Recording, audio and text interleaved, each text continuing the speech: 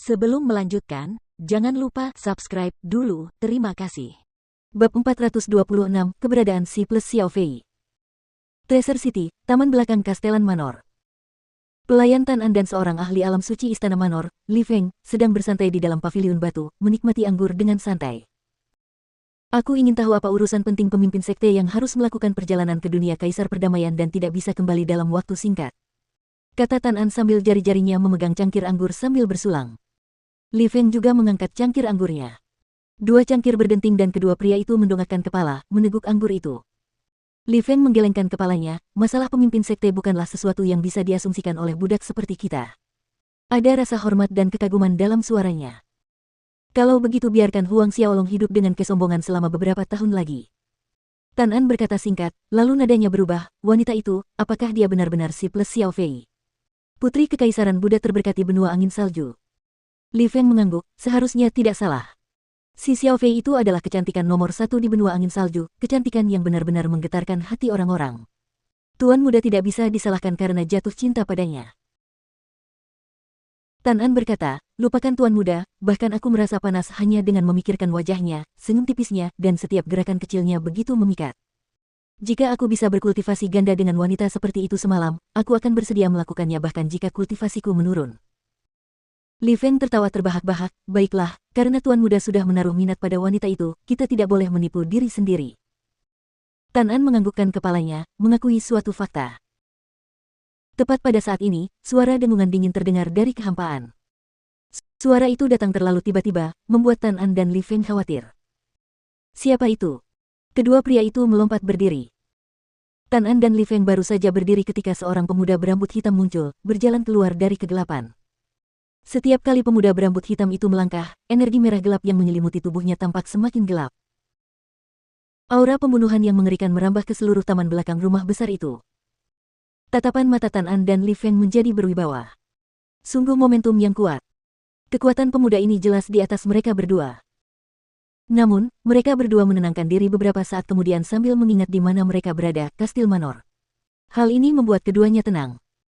Teman, ada urusan apa kau masuk tanpa izin ke istana kastelan pada jam selarut ini? Tanya Tan An, nadanya mengandung sedikit rasa permusuhan. Pemuda berambut hitam itu tak lain adalah Huang Xiaolong. Apa pentingnya? Huang Xiaolong mencibir, di mana Si plus Xiao Fei? Awalnya, dia hanya punya firasat bahwa fakta bahwa Si plus Xiao Fei menghilang terkait dengan istana-istana kota harta karun, tetapi dia tidak menyangka akan langsung mendengar percakapan Tan An dan Li Feng. Si plus Xiao Fei benar-benar jatuh ke tangan kultus Dewa Kosmos. Tan An dan Li Feng terkejut dengan pertanyaan Huang Xiaolong. Li Feng tertawa, mencoba meredakan ketegangan, jadi teman ini adalah seorang ahli dari Kekaisaran Buddha yang terberkati, kalau begitu, aku akan dengan senang hati menuruti kebenarannya. Faktanya, Tuan Muda dan Putri Si plus Xiao Fei memiliki perasaan yang sama terhadap satu sama lain dan sudah bertunangan. Pernikahan akan segera tiba, saat itu, kami akan mengirim seseorang untuk memberitahu Kekaisaran Buddha yang terberkati. Huang Xiaolong menatap kedua pria itu, tawa dingin keluar dari tenggorokannya. Dalam percakapan sebelumnya, jelas bahwa Tuan Muda Kultus Dewa Kosmos tertarik pada Si plus Xiao Fei, tetapi sekarang, pria ini benar-benar berani mengatakan bahwa kedua orang itu saling mencintai. Bertunangan. Itu bahkan lebih menggelikan di telinga. Kultus Dewa Kosmos memutuskan pernikahan itu secara sepihak, hanya memberitahu Kekaisaran Buddha terberkati mendekati hari pernikahan. Pada saat itu, nasi sudah matang. Satu, Kekaisaran Buddha terberkati tidak akan dalam posisi untuk menolak atau membalas.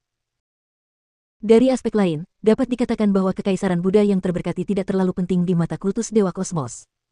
Mereka melakukan ini dengan mengetahui sepenuhnya siapa Si plus Xiao Fei. Bagaimana kamu ingin mati? Tatapan mata Huang Xiaolong menajam. Salah satu hal yang Huang Xiaolong dengar dari percakapan kedua lelaki itu adalah bahwa pemimpin sekte Dewa Kosmos telah pergi ke dunia Kaisar Perdamaian, dan karena petinggi mereka sedang tidak ada, Huang Xiaolong tidak perlu ragu untuk berurusan dengan mereka. Bagaimana kau ingin mati? Amarah memuncak di hati Tan An dan Li Feng. Keduanya adalah ahli alam Sein, belum lagi mereka berada di istana-istana kota harta karun, beraninya pemuda ini bertindak kurang ajar. Tan An mencibir, nada bicaramu sangat besar. Apa kau pikir kau adalah Huang Xiaolong? Saat Tan An menyelesaikan pertanyaannya, segerombolan kumbang hitam terbang ke arah orang-orang itu, melayang di atas langit. Kedua lelaki itu tercengang, ini adalah skarab mayat beracun. Nama itu terlintas di benak mereka hampir bersamaan, dan wajah mereka langsung kehilangan warna dalam sekejap. Meskipun mereka berdua belum pernah melihat kumbang racun mayat yang asli, kumbang hitam yang terbang ke arah mereka tampak persis seperti kumbang racun mayat yang baru-baru ini terkenal. Huang Xiaolong. Dua pasang mata menatap Huang Xiaolong dengan penuh kengerian. Tepat saat nama itu terlintas di benak mereka, keduanya berteriak dan menghantamkan telapak tangan mereka ke awan hitam Poison Core Scarab. Dua ahli alam suci menyerang dengan kekuatan penuh, dampaknya cukup untuk membelah gunung. Bertentangan dengan harapan mereka, ketika mereka menyerang untuk mengusir skarab mayat racun, sebuah cincin emas muncul di atas kepala mereka, memancarkan cahaya terang yang menyelimuti mereka sepenuhnya. Tan An dan Li Feng merasa seolah-olah ruang membeku, tubuh mereka tidak dapat bergerak 1 milimeter pun. Cincin pengikat dewa. Sambil melirik cincin emas di atas mereka, Tan An berseru keras. Sebelum kata lain keluar dari mulut Tan An, rasa sakit yang tajam di lengannya menarik perhatiannya. Ketika tatapannya beralih ke lengannya, Tan An melihat kumbang mayat beracun merangkak di sekitarnya. Sama seperti rumor yang menggambarkan prosesnya, tidak butuh waktu lama bagi Tan An untuk merasa mati rasa di sekujur tubuhnya, tidak dapat mengumpulkan ki pertempuran di laut Qingnya. Tan An menjadi pucat pasi. Hampir pada waktu yang sama, Li Feng juga digigit oleh Poison Core Scarab. Huang Xiaolong mengambil cincin pengikat dewa dan melepaskan ikatannya. Tan An dan Li Feng jatuh ke tanah. Tanah berguncang akibat benturan tersebut. Huang Xiaolong, apa yang kau inginkan? Terjatuh ke tanah, Tan An tak dapat lagi menyembunyikan kengerian di wajahnya, ia mengulangi, ini adalah istana kota harta karun. Huang Xiaolong mencibir, aku tahu ini adalah istana kota harta karun. Mengambil kawanan skarab mayat beracun, dia berjalan menuju Tan An dan Li Feng. Melihat Huang Xiaolong memanggil Poison Core Scarab, kedua pria itu tampak sedikit lebih baik, berpikir bahwa Huang Xiaolong masih merasa ragu dengan keberadaan mereka di dalam Kastelan Manor. Dia tidak akan berani melakukan pembunuhan di sini.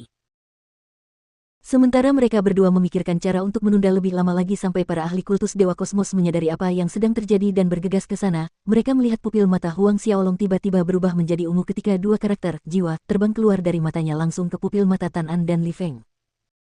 Cahaya ungu terang bersinar di mata mereka lalu menghilang, meninggalkan dua lelaki yang berwajah lesu dan putus asa. Cahaya ungu di pupil Huang Xiaolong semakin kuat. Hanya setengah jam kemudian mereka kembali normal. Huang Xiaolong tampak semakin lelah, tetapi Tan An dan Li Feng tampak normal seperti biasa, tidak lesu dan putus asa. Apa yang kau lakukan pada kami tadi? Li Feng bertanya sambil melotot ke arah Huang Xiaolong. Yang bisa ia ingat hanyalah kilatan cahaya ungu di mata Huang Xiaolong, lalu tidak ada apa-apa, seolah-olah ia kehilangan kesadaran. Huang Xiaolong menatap kedua pria itu, terkekeh saat ia mengeluarkan Poison Core Scarab lagi. Tak lama kemudian, teriakan mengerikan bergema di taman belakang. Kali ini, Huang Xiaolong menyerap jiwa Tan An dan Li Feng ke dalam bendera hantu tertinggi, mengubah jiwa kedua pria itu menjadi roh hantu untuk bendera, bukan makanan untuk Poison Core Scarab. Sebelumnya, Huang Xiaolong menggunakan seni boneka kuno dan mandat jiwa untuk mengendalikan jiwa kedua pria itu, menjelajahi pikiran mereka untuk mencari informasi. Namun, dengan tingkat kekuatan spiritual Huang Xiaolong saat ini, ia hanya dapat mengelola sebagian kecil ingatan, seperti semua yang terjadi dalam kurun waktu 2 tahun terakhir. Dari ingatan terkini Tan An dan Li Feng, Huang Xiaolong mengetahui bahwa Si Plus Xiao Fei dan dua pembantunya yang mengikutinya ke benua awan bintang semuanya ditangkap dan dibawa ke markas besar kultus Dewa Kosmos oleh Tuan Muda Kultus Dewa Kosmos, Xie Hui. Xie Hui. Mata Huang Xiaolong berkilauan dengan cahaya dingin, menghilang dalam kegelapan malam dalam sekejap. Karena Huang Xiaolong menutup area di sekitar taman belakang menggunakan cincin pengikat dewa, keributan yang terjadi di taman belakang tidak disadari oleh Peng Zhuang dan semua orang di dalam istana. Keesokan paginya, saat Peng Zhuang melangkah masuk ke aula, dia memerintahkan salah satu pelayan, panggil pelayan Tan An ke sini. Sejak tadi malam, ada perasaan gelisah yang kuat yang tidak akan hilang apapun yang terjadi, jadi Peng Zhuang berencana untuk menyuruh Tan An melakukan perjalanan ke markas besar kultus Dewa Kosmos. Ditandatangani, disegel, dan dikirimkan.